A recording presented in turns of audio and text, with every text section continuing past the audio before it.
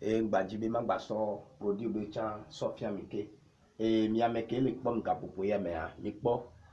e a oyona be aide mémoire mi anovi ke ina sukru e ina dodokpo e ina concours fo ina ogena alo wa meke o mulena ndo susu me kaba mi jagbagba ne mi appelé aide mémoire 20 sur 20 ne o to zanzan po a nde miel de be ne o kui ola ku vile la no dudu chaque matin très tôt aide mémoire 20 sur 20 mi jagbagba ne e mi appelé ne mi so funwa e mi akpo e de le fie oyona be amour sucré e wa meke otogudo unswa umsena vivio vivi mase miami yona be tome vivi ndoyo wa meke umsena vivio unsu do rapport kuda o mase vivio alo unsu o cha ole do rapport kudo yonwa umsena vivio ni pre amu sucré a ne mi to sansa ne joa olano sido enyon peo alo unsu akafla e joa olano kuvide ano sido e volti problème de pepe mulo e amu dolele mu inde pepo yo gbe to sansa po a olakpo amusuke be edole ebe edodada kafra ne nsofunwa edele fie oyora be asthme gboki ewa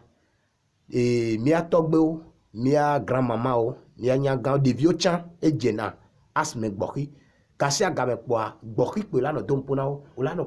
pepe kaka elado asthme me we umte eso edole lo ancha umte do na medome parce que asthme gboki le don pona o matin do na amedome mi jagbagba asthme gboki be pomade ya ne mi jagbagba ne mi ple ne mi gbe to zanzan kwa mi anya be wa meke asthme le don pona e la jo serika bage ya kafla ma sofia mi kpo ewa oyona be bago protectrice kafla onona hume accident la jo odomo accident la jo ote leson le moji accident la jo mi jagbagba ne mi ape bage ya ne odo bage ya lo ne baga la lo na wa ndi pepe envoûtement chakatu poison ne ne be ne pepe ma joro ji oyona be bago protectrice ne ogbe poa afide pepe ndi pepe la joro ji wa baga la khozo la lo na wa olanya be we be ndi la joro ji ame o ple na sugbo donc ane mi le ji poa mi pokana metro amapoa mi akpo bago protectrice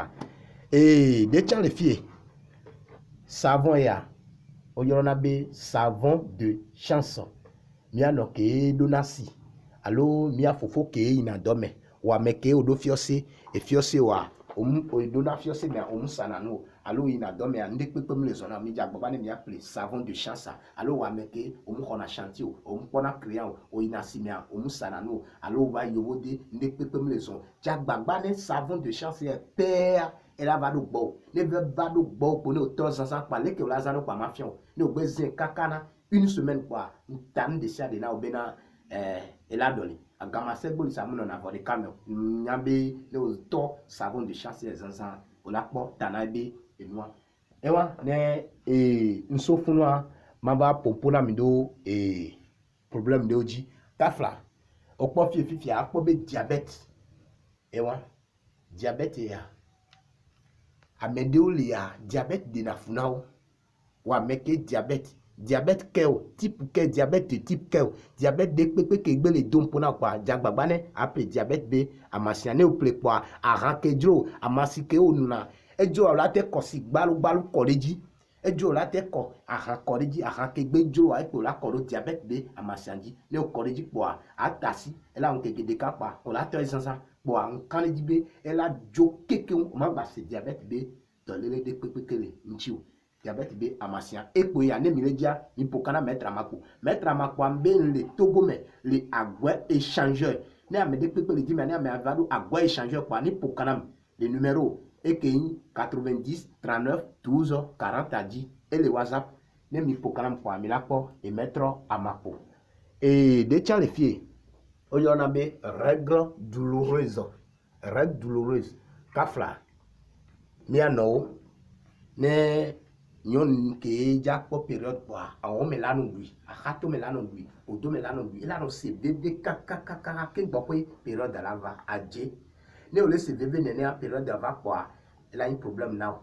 allo kade me kwa o matin fofu ewa o yona be règle douloureuse auto zanzan o ma pa po période là no se bébé gbere o amasi ke dro wa e pour la koro chanji echa etofo echa dana do nyode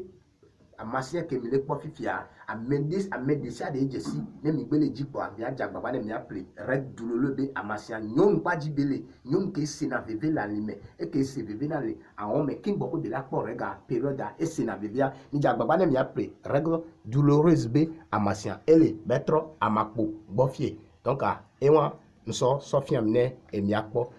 e ne nso funwa e de le fie o yorona be éjaculation précoce faiblesse sexuelle et mia fofo mia novio et mia to gapopo ya mekemi le fifi adolele o sugbo e nu kemi le dua de o chan le so e nene be ndu dua chan gbo ogogo nyono 2 minutes o la no jakaba kaba